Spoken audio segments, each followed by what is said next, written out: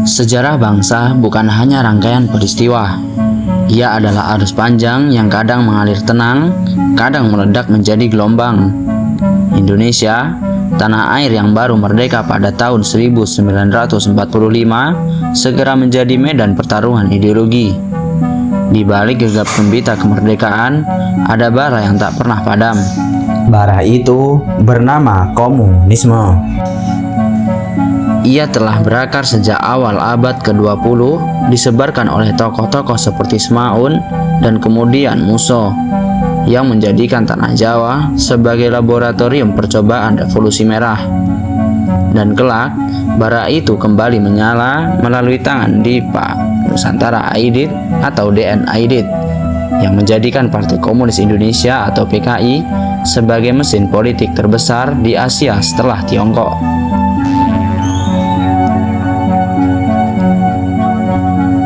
Kita kembali ke tahun 1920. Saat itu, Hindia Belanda masih berdiri megah sebagai koloni.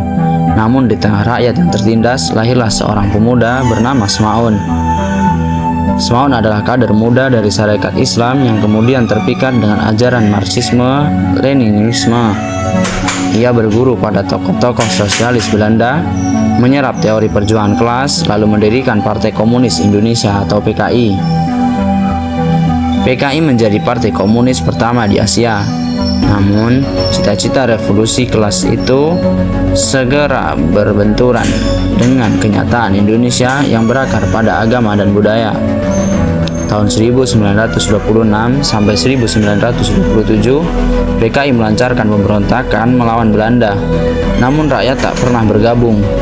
Ulama-ulama pesantren menolak ideologi yang menyediakan Tuhan. Pemberontakan pun gagal, ribuan orang ditangkap, banyak yang dibuang ke Dingkul. PKI bubar secara organisasi, tapi tidak secara ideologi. Doktrin itu tetap hidup, menunggu generasi baru untuk menghidupkannya kembali. 2 dekade kemudian muncul kembali seorang tokoh komunis, yaitu Musso. Setelah lama bermukim di Moskow, Musso pulang ke Indonesia pada tahun 1948 dengan misi yang besar, yaitu menjadikan Republik Muda ini sebagai negara komunis. Di Madiun, ia memproklamasikan Republik Soviet Indonesia. PKI merebut kantor pemerintahan, membunuh tokoh-tokoh nasionalis dan agama, menebar teror kepada kiai dan santri. Namun sekali lagi, rakyat menolak. Tentara Nasional Indonesia bersama laskar-laskar Islam dan rakyat desa bangkit menumpas pemberontakan, yang kemudian mengakibatkan Musso tewas ditembak di hutan di Jawa Timur. Madiun menjadi luka mendalam bangsa ini. PKI tercatat dalam sejarah sebagai pengkhianat Republik. Namun seperti ular yang kehilangan kulit, PKI tidak benar-benar mati. Pada awal 1950-an, ketika suasana politik Indonesia terbuka, muncullah generasi baru PKI, yaitu DN Aidit, Nyoto, MH Lukman, dan Sudisman. Mereka belajar dari kegagalan Musso. Mereka tahu bahwa revolusi bersenjata prematur hanya membawa kehancuran. Maka strategi diubah. PKI harus masuk lewat jalur politik, lewat organisasi massa, lewat wajah ramah di hadapan rakyat. Aidit adalah motor utama strategi baru ini. Dengan kecerdasan retorika dan kemampuan propaganda, ia mengangkat PKI dari partai kecil menjadi raksasa politik. Pada pemilu 1955, PKI muncul sebagai partai keempat terbesar di Indonesia dengan jutaan pengikut. Lewat Serikat Buruh SOPSI, Organisasi Tani BTI, Organisasi Pemuda Rakyat, dan Lembaga Kebudayaan atau Lekra, PKI merasuk ke sendi-sendi kehidupan masyarakat. Namun Aidit tahu, semua pencapaian itu belum cukup. Untuk benar-benar berkuasa, PKI harus meraih hati Soekarno. Soekarno, sang proklamator, adalah pusat gravitasi politik Indonesia. Di tangannya, bangsa ini disatukan. Di suaranya, rakyat menemukan arah. Aidit sadar Tanpa Soekarno, PKI hanyalah partai. Dengan Soekarno, PKI bisa menjadi negara. Maka Aidit mendekati Soekarno dengan kesetiaan yang nyaris tanpa batas. Setiap kali Bung Karno berpidato, Aidit ada di barisan depan, bertepuk tangan paling keras, berteriak paling lantang, menyebut bahwa Soekarno adalah pemimpin besar revolusi. PKI lalu menjadi pendukung utama gagasan Nasakom, singkatan dari Nasionalis Agama dan Komunis. Konsep ini dianggap sebagai payung ideologi bangsa, tapi sungguhnya memberi PKI tiket masuk ke lingkaran kekuasaan. Di mata Soekarno, PKI tampil sebagai kekuatan yang loyal. Namun di balik senyum itu, Aidit menyimpan agenda, menyingkirkan siapapun yang menjadi penghalang jalan menuju kekuasaan penuh. Penghalang terbesar PKI adalah Angkatan Darat dan umat Islam. Selama keduanya bersatu, PKI tidak bisa berkuasa. Maka dimulailah strategi adu domba, yaitu melalui koran harian rakyat. PKI menuduh Angkatan Darat korup, bersekongkol dengan CIA, dan berencana menggulingkan Soekarno. Isu itu dikenal dengan Dewan Jenderal. Propaganda ini dijalankan siang dan malam. Rakyat dijejalin dengan kabar bahwa para jenderal adalah pengkhianat, sedangkan PKI, demikian narasi mereka, adalah sahabat sejati Bung Karno dan penjaga revolusi. Bagi Soekarno, isu ini mengguncang batinnya, apalagi ketika kesehatannya mulai menurun di awal tahun 1965. Tubuhnya sering sakit, ia tidak sekuat dahulu. Dalam keadaan rapuh, ia mudah dipengaruhi. Aidit memanfaatkan keadaan itu. Ia mendekat dengan kata-kata manis, sementara jarumnya menanamkan curiga pada Dewan Jenderal dan Angkatan Darat. Sejarah pun bergerak menuju babak baru. Di satu sisi, Aidit terus menebar fitnah tentang Dewan Jenderal. Di sisi lain, ia menyiapkan rencana besar, membentuk Angkatan Kelima, pasukan bersenjata dari buruh dan tani dengan senjata dari Republik Rakyat Tiongkok. Namun rencana itu mendapat tentangan keras dari Jenderal Ahmad Yani dan para jenderal Angkatan Darat. Mereka tahu jika rakyat dipersenjatai oleh PKI, itu sama saja dengan menyerahkan republik ini kepada komunis. Konflik itu semakin menajam, membawa bangsa ke tepi jurang, dan dari jurang itulah tragedi berdarah G30S PKI akan meledak.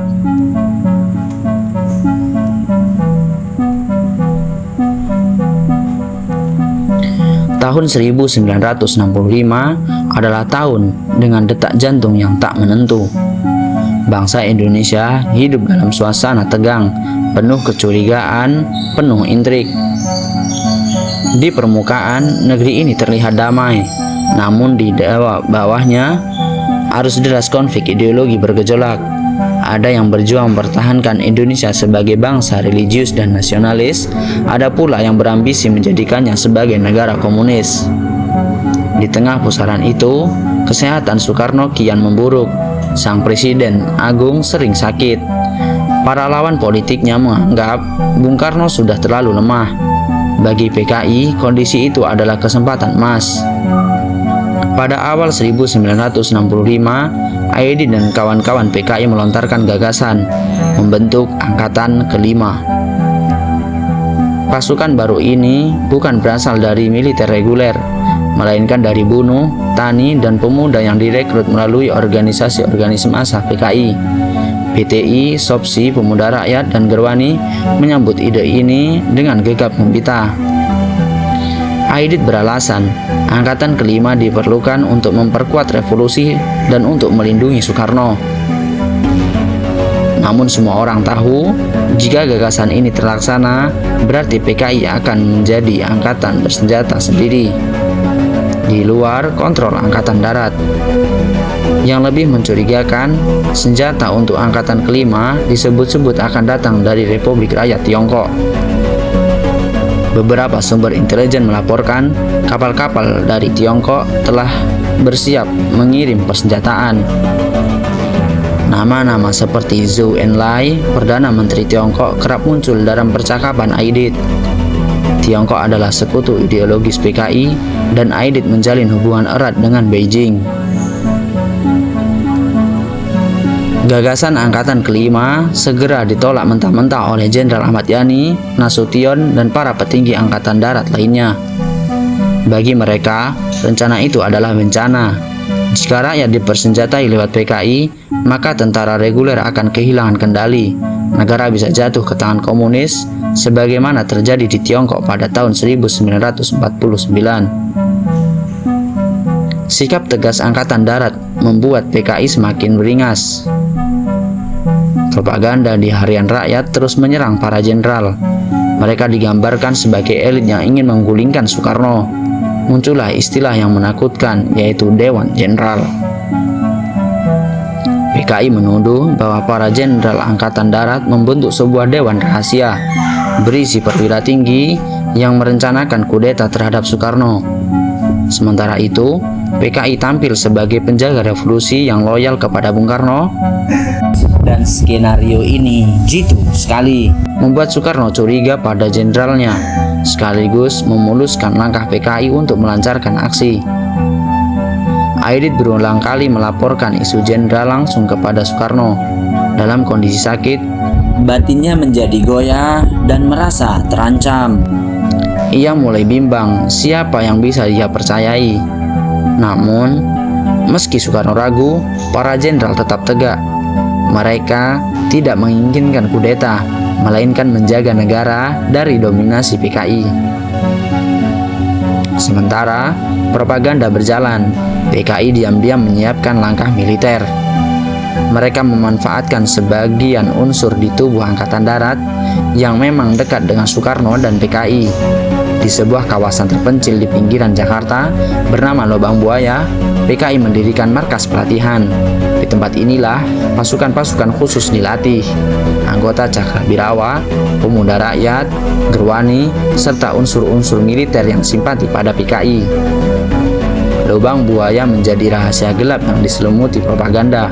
Bagi PKI, tempat itu adalah laboratorium revolusi. Di sanalah lahir rencana penculikan para jenderal. Aidit tidak hanya mengandalkan semangat, ia tahu revolusi membutuhkan senjata. Melalui hubungan internasionalnya, ia berhasil mendapatkan bantuan dari Beijing. Senjata-senjata ringan, peluru, dan perlengkapan militer dikirim secara rahasia. Dokumen intelijen menyebutkan keterlibatan tokoh-tokoh PKI dalam diplomasi senjata dengan Tiongkok. Di antara nama tersebut mencuat Sudisman, Nyoto, dan Lukman. Mereka menjadi jaringan Aidit dalam mengamankan suplai persenjataan.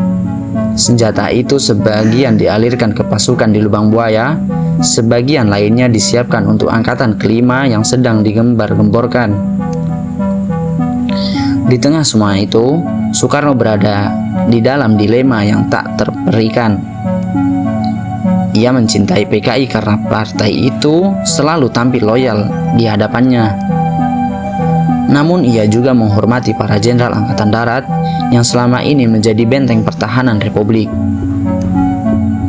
Dalam kondisi sakit, Soekarno kerap bingung. Aidit mendekatkan diri dengan kata-kata manis, sementara jenderal-jenderal tampil tegas dengan fakta-fakta ancaman. Bagi Bung Karno, memilih salah satu sama saja dengan kehilangan yang lain.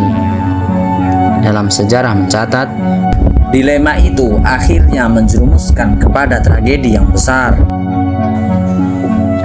PKI menyadari dua kekuatan terbesar yang menjadi penghalang dominasi mereka adalah Angkatan Darat dan umat Muslim. Angkatan Darat dengan kekuatan militernya, disiplin organisasinya, dan pengaruh para jenderal. Sementara umat Islam dengan jaringan ulama, santri, dan organisasi seperti Muhammadiyah dan NU, serta laskar-laskar rakyat lainnya. Selama kedua kekuatan ini bersatu, PKI tidak akan pernah bisa menguasai negeri. Maka strategi mereka jelas. Keduanya harus disingkirkan. Di desa-desa, anggota BTI kerap bentrok dengan petani yang setia pada para kiai. Gerakan sepihak untuk merampas tanah sering menimbulkan pertumpahan darah. Para ulama dipaksa diam, santri ditekan dengan ancaman, Namun jaringan pesantren tetap berdiri, menjadi benteng moral yang menolak komunisme. PKI melihat semua ini sebagai ancaman serius. Jika ingin menguasai Indonesia, maka harus menghancurkan peran ulama dan para santri. Dan inilah yang kelak menjadikan umat Islam korban besar pasca G30 SPKI. Ketika semua elemen kini siap, Aidit dengan rencana politiknya, Lubang Buaya dengan pasukan latihannya, senjata dari Tiongkok yang telah datang, Soekarno yang tengah sakit dan gamang, yang tersisa hanyalah satu langkah, yaitu aksi langsung. Sasaran mereka jelas, menyingkirkan para jenderal Angkatan Darat. Dengan begitu, PKI berharap bisa menguasai negara, mengendalikan Soekarno, dan menghancurkan penghalang ideologi Islam. Maka dipilihlah malam akhir September 1965 sebagai saat yang menentukan, sebuah malam yang kelak dikenal dunia sebagai Gerakan 30 SPKI. Malam 30 September 1965 jatuh seperti tirai kelam di atas bumi Jakarta. Angin malam berembus dingin, namun udara penuh dengan kegelisahan. Di barak-barak militer, di rumah-rumah para jenderal, dan di sudut-sudut kota, sejarah sedang menyiapkan babak tergelapnya. PKI melalui jaringan rahasianya telah menuntun Letkol Untung Syamsuri dari Cakrabirawa untuk memimpin sebuah operasi. Operasi itu mereka namai Gerakan 30 September. Sasarannya 7 jenderal Angkatan Darat yang dianggap sebagai anggota Dewan Jenderal, kelompok yang dituduh hendak menggulingkan Soekarno. Di balik layar, Aidit menyusun naskahnya. Lubang Buaya telah dipersiapkan, pasukan tani dan buruh yang dilatih khusus menunggu instruksi. Dan malam itu, perintah datang, bergerak. Nama-nama para jenderal telah ditentukan. Mereka adalah Jenderal Ahmad Yani, Letjen Ahmad Nasution, merupakan target utama meski kemudian lolos. Kemudian Maijen S. Parman, Maijen MT Haryono, Maijen Sutoyo Siswomiharjo, Brigjen DI Panjaitan, Brigjen Sucipto Siswomiharjo. Aidit yakin dengan menyingkirkan mereka, Angkatan Darat akan lumpuh, Soekarno bisa dikendalikan, dan pintu menuju kekuasaan mutlak terbuka. Sekitar pukul 3:14 ini hari, pasukan Gerakan 30 September bergerak menuju rumah Jenderal Ahmad Yani di Jalan Latu Hari. Pintu rumah diketuk keras, para prajurit PKI berteriak dengan panglima tertinggi memanggil Jenderal Yani untuk dapat melakukan rapat mendadak di istana. Jenderal Yani keluar dengan hanya mengenakan pakaian tidur. Ia menolak ikut tanpa kejelasan. Ketika Yani mencoba menutup pintu, peluru meletus, darah mengalir. Jenderal Yani tersungkur gugur di rumahnya sendiri. Jenazahnya kemudian diseret ke truk dan dibawa ke Lubang Buaya. Target berikutnya Jenderal Abdul Haris Nasution di Jalan Tengku Umar. Pasukan mengepung rumahnya, menembaki pintu dan jendela. Nasution berlari keluar melalui pintu belakang, melompat pagar, dan akhirnya berhasil lolos dalam gelap. Namun tragedi besar menimpa keluarganya. Putri kecilnya yang malang, adik Irma Suryani Nasution, terkena peluru ketika berada dalam dekapan ibunya. Tangisan anak itu membekas dalam sejarah bangsa. Adik Irma akhirnya wafat beberapa hari kemudian. Seorang ajudan Nasution, Letnan Pierre Tendean, tertangkap. Karena mirip dengan Nasution, ia dikira sang jenderal. Pierre kemudian diseret ke Lubang Buaya menjadi salah satu korban.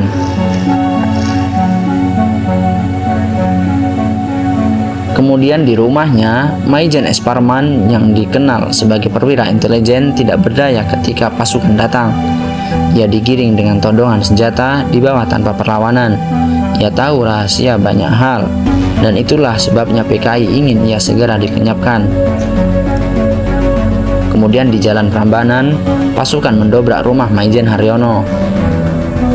Ketika menolak dibawa, ia melawan. Perlawanan itu berakhir tragis. Haryono ditembak mati. Jenazahnya kemudian ikut diseret ke truk, diangkut ke lubang buaya.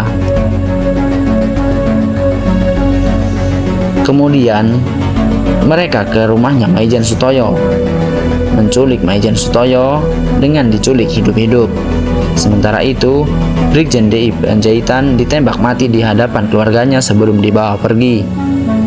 Kedua nama ini menambah daftar darah yang mengalir di malam gelap itu. Namun berita lain datang. Jenderal-jenderal terbaiknya hilang atau terbunuh. Soekarno terjebak di antara dusta dan kebenaran. Ia bimbang tak segera bertindak. Sementara itu, waktu bergerak cepat, dan celah itu dimanfaatkan oleh seorang jenderal, yaitu Mayor Jenderal Soeharto.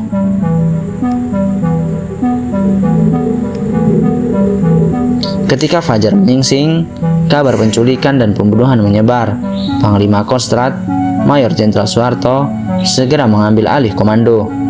Ia bergerak cepat, menghubungi pasukan loyal, mengamankan Jakarta, dan mengatur strategi. Baginya, ini bukan sekedar pemberontakan biasa. Ini adalah pertarungan hidup dan mati melawan komunisme. Soeharto tahu, jika ia terlambat, maka negeri ini bisa jatuh ke tangan PKI. Malam 30 September telah menorehkan luka yang mendalam. Para jenderal gugur, lubang buaya menjadi saksi bisu kebiadaban. Tangisan adik Irma masih terngiang di telinga bangsa. Namun di balik kegelapan itu, fajar mulai menyingsing. Sebuah kontra gerakan sedang lahir, dipimpin oleh Soeharto, didukung oleh rakyat, dan berakar pada kekuatan iman serta nasionalisme. Dan inilah awal dari kejatuhan PKI.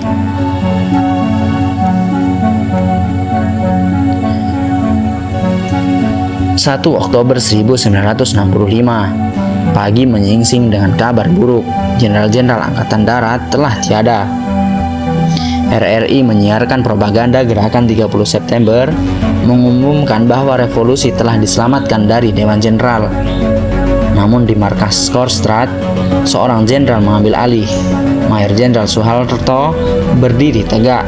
Ia sadar tak ada waktu untuk ragu. Jika ia diam, bangsa ini akan jatuh ke tangan PKI.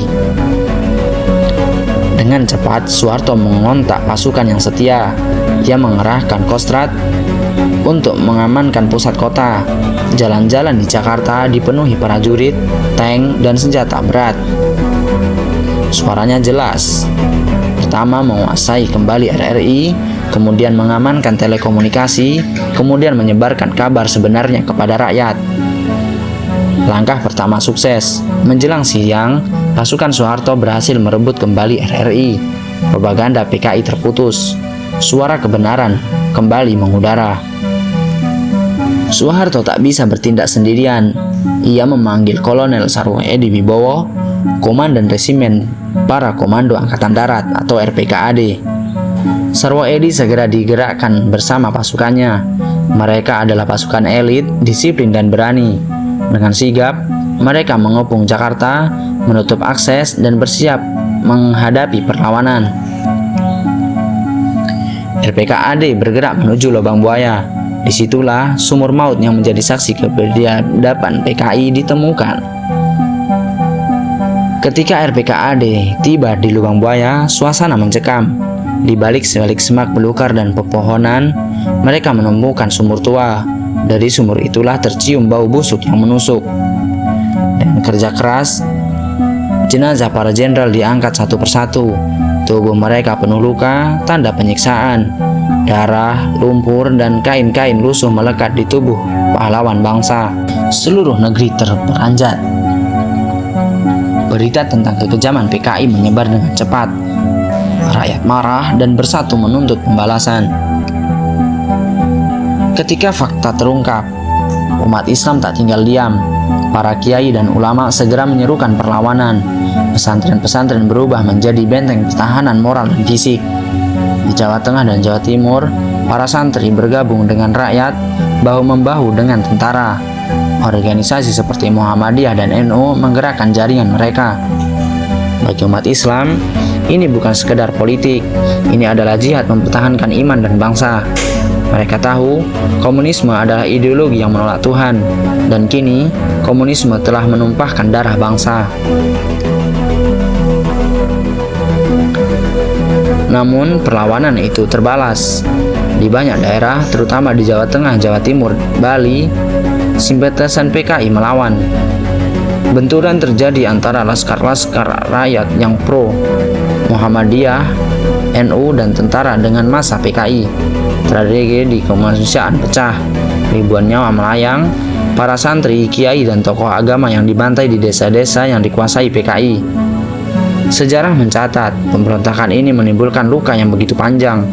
Namun, bagi umat Islam, semua itu adalah bukti betapa PKI memang memandang agama sebagai musuh terbesar mereka.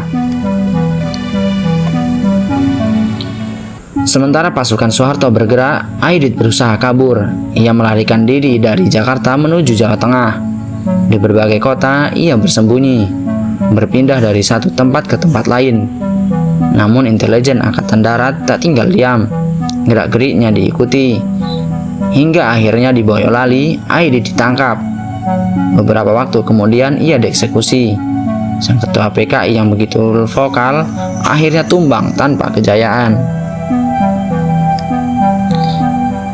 Letkol Untung Samsuri, pemimpin lapangan G30 SPKI, juga melarikan diri, namun jejaknya cepat terendus. Ia ditangkap, diadili, dan akhirnya dihukum mati. Begitu pula dengan tokoh-tokoh PKI lainnya, Sudisman, Nyoto, dan Lukman. Satu persatu mereka ditangkap, diadili, dan dieksekusi. Jaringan PKI runtuh. Partai yang pernah mengklaim diri sebagai partai terbesar di luar Uni Soviet dan Tiongkok itu kini hancur berantakan. Di tengah semua peristiwa itu, Soekarno semakin terpojok. Ia masih mencoba mempertahankan keseimbangan, namun rakyat sudah tidak percaya. PKI terbukti sebagai dalang tragedi, dan para jenderal yang gugur justru dikenang sebagai pahlawan. Soekarno kehilangan wibawa. Pidato-pidatonya tak lagi menggugah, bangsa telah bergerak ke arah lain. Sehingga pada tanggal 11 September 1966 menjadi hari yang mengubah segalanya. Soekarno, di bawah tekanan situasi politik dan militer, menandatangani sebuah surat. Surat itu dikenal dengan nama Super Semar, Surat Perintah 11 Maret. Dengan Super Semar, Soekarno memberikan mandat kepada Letjen Soeharto untuk mengambil langkah-langkah demi keamanan negara. Dan itulah awal dari berakhirnya kekuasaan Soekarno serta lahirnya Orde Baru. Sejarah kini memberi kesaksian, PKI telah mencoba segala cara, yaitu mendekati Soekarno, mengadu domba rakyat dengan isu Dewan Jenderal, membentuk angkatan kelima dengan senjata dari Tiongkok, menculik dan membunuh para jenderal, menyiksa, menebar fitnah, dan menguasai media. Namun mereka gagal, karena dua tembok terbesar berdiri kokoh, yaitu Tentara Nasional Indonesia, khususnya Angkatan Darat yang dipimpin para jenderal patriotik, dan umat Islam dengan para kiai, santri, dan jamaah yang berjuang mempertahankan iman dan bangsa. Bagi PKI, keduanya adalah penghalang yang harus dimusnahkan. Namun sejarah berkata lain. Justru karena dua kekuatan ini, bangsa Indonesia terselamatkan dari ancaman komunisme.